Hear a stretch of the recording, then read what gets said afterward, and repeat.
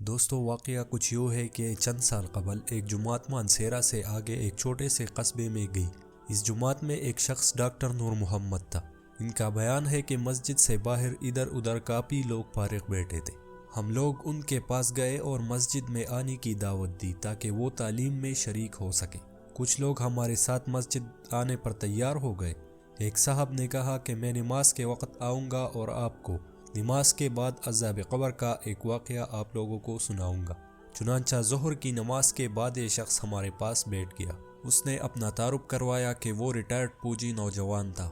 اس فوجی کا بیان ہے کہ 1965 کی جنگ میں ایک قبرستان میں اسلحے کا ایک عارضی ذخیرہ یعنی ایک کیمپ لگایا گیا تھا اور کچھ نوجوانوں کے ساتھ اس فوجی کی بھی ڈیوٹی تھی۔ دن کا وقت تھا اور کوئی خاص کام نہیں تھا، چنانچہ اس نے قبرستان میں گھومنا پھرنا شروع کر دیا۔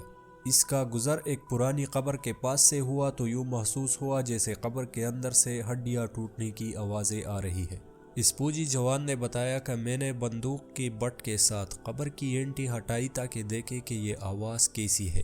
جیسے جیسے میں مٹی ہٹاتا گیا آواز اور تیز ہوتی گئی اور میری دلچسپی اور خوف بھی بہت بڑھتا گیا۔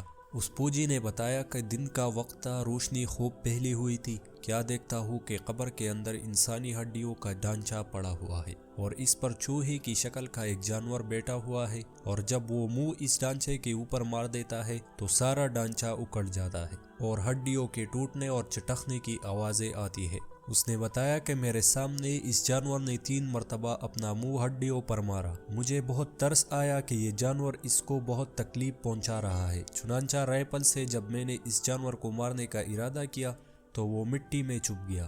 تھوڑی دیر کے بعد وہ جانور قبر سے نکل کر میری طرف لپکا اور میرے اوپر ایسی دہشت سے سوار ہوا کہ میں اسے مارنا بھول کر اپنی جان بچانے کی خاطر بھاگ کھڑا ہوا۔ کافی دور جانے کے بعد میں نے مڑ کر دیکھا تو وہ جانور میرے پیچھے تیزی سے بھاگا آ رہا تھا۔ قریب ہی پانی کا ایک گڑھا تھا۔ اس جانور سے بچنے کے لیے میں اس چوہڑ یعنی گڑھے میں داخل ہو گیا۔ میں نے پیچھے مڑ کر دیکھا کہ جانور چوہڑ کے کنارے پر آ کر رک گیا ہے اور کچھ دیر کے بعد اس نے اپنا منہ پانی میں ڈال دیا اور ایک دم پانی کھولنے لگا۔ میں بھاگ کر اس گڑھے سے نکلا۔ میری ٹانگیں جل رہی تھی، بہت جلد سرخ ہو چکی تھی اور ابلے پڑ چکے تھے۔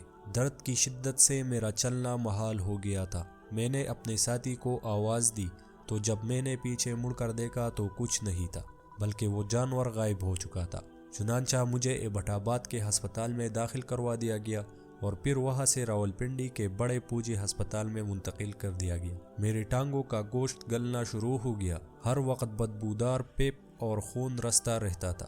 کسی علاج سے افاقہ نہیں ہوا مگر مرض بڑھتا گیا۔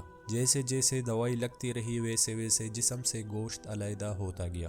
اس وقت دونوں ٹانگوں کی صرف ہڈیاں بچ گئی ہے، گوشت آہستہ آہستہ گل کر علیحدہ ہو چکا ہے اور ہر وقت میرے ٹانگوں سے مردے جیسی بدبو آتی ہے۔ ڈاکٹر نور محمد کہتے ہیں کہ پھر اس شخص نے ہمیں اپنے دونوں ٹانگیں دکھائی جن پر پٹیاں بندھی ہوئی تھی۔